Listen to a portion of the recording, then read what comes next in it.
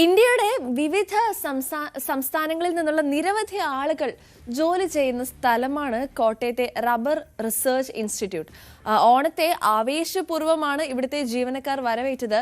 സ്ഥാപന മേധാവികൾ ഉൾപ്പെടെ പങ്കെടുത്ത ഓണക്കളികൾ ജീവനക്കാർക്കും ഏറെ ആവേശമായി. നമുക്ക് കാഴ്ചകൾ കണ്ടിട്ട് തിരികെ വരാം.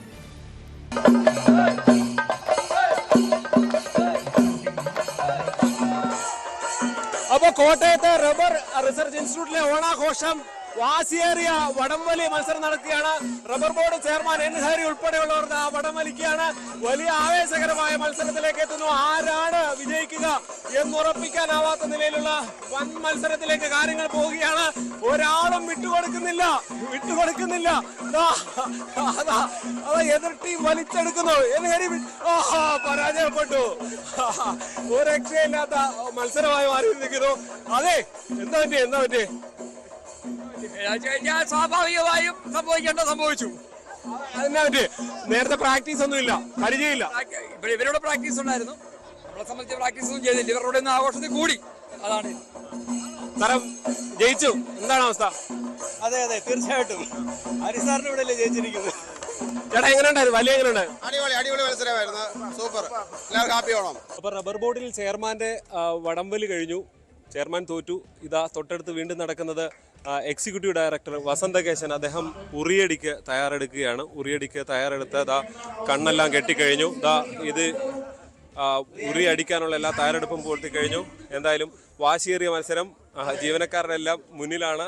പ്രത്യേകിച്ച് ഈ ഇൻസ്റ്റിറ്റ്യൂട്ടിന്റെ ഹെഡ് കൂടിയാണ് അദ്ദേഹം. അതുകൊണ്ട് തന്നെ നോക്കുകയാണ്. ഉറിയടി അല്പം വാശിയേറിയ റിസ്ക്കുള്ള മത്സരം കൂടിയാണ്. അതുകൊണ്ട് വലിയ പ്രോത്സാഹനത്തിലേക്ക് കാര്യങ്ങൾ പോകുന്നു.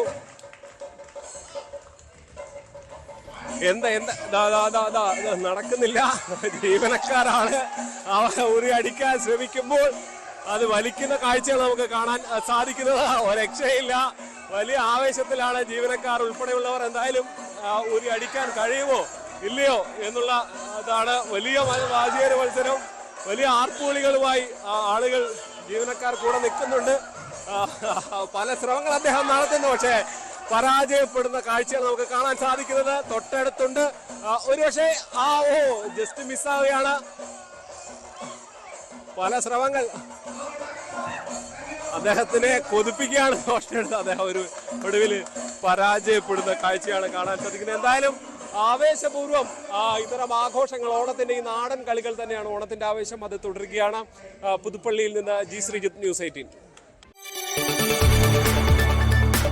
കൂടുതൽ വാർത്തകൾക്ക് news 18 Keralam YouTube channel subscribe ചെയ്യുക.